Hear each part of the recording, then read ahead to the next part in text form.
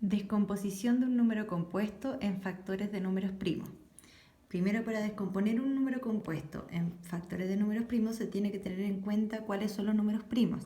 Los números primos son aquellos que se pueden dividir solamente por sí mismo y por 1.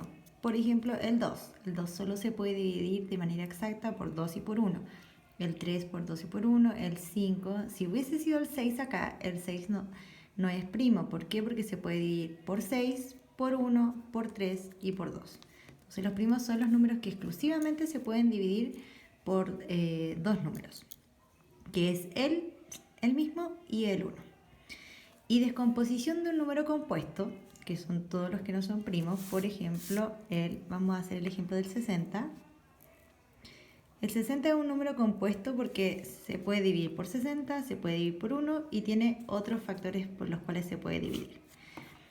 Para descomponerlo en factores de números primos, lo vamos a realizar por medio del diagrama del árbol y elegimos dos números que multiplicados entre sí me den 60. Hay hartos factores que multiplicados entre sí me dan 60. Por ejemplo, 20 por 3, 10 por 6, etc. Vamos a elegir el 10 por 6. Puedo elegir cualquiera. 10 por 6. Y me pregunto, ¿el 10 es un número primo? No. ¿El 6 es un número primo? No. Como no son números primos, tengo que seguir descomponiendo. Y ahora me pregunto, ¿qué multiplicación me da 10? En este caso puede ser 5 por 2. 5 por 2 es 10. Y me pregunto, ¿el 5 es un número primo? Sí. Entonces se acabó. ¿El 2 es un número primo? Sí, entonces también se acabó. El 6, ¿qué multiplicación me da 6? Sería 3 por 2. ¿El 3 es un número primo? Sí, y el 2 también. Y ahí terminamos. Entonces 60 es lo mismo que decir y escribimos todos estos factores. 5 por 2 por 3 por 2. Y ahí descompusimos el 60, que es un número compuesto, lo descompusimos en factores de números primos. El 5, el 2, el 3 y el 2 son números primos. Yo podría haberlo hecho de otra forma. Si elijo 60 y alguien quiso elegir 20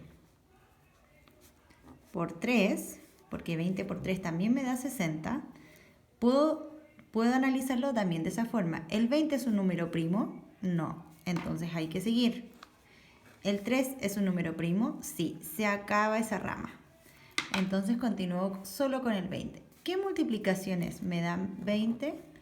Puede ser 5 por 4. ¿El 5 es un número primo? Sí, se acabó. ¿El 4 es un número primo? No, es un número compuesto, entonces continúo. ¿Qué factores me dan 4? 2 por 2. Por 2. El 2 entonces sí es un número primo y ahí terminamos. Y acá nos queda lo mismo.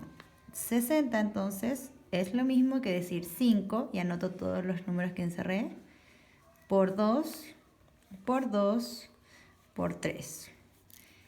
Y comprobamos, 5 por 2 es 10, 10 por 2 20 y 20 por 3 60. Nos dio exactamente lo mismo que acá. Entonces, independiente la estrategia que uno siga, siempre vamos a llegar a la misma respuesta y a la misma descomposición de números primos.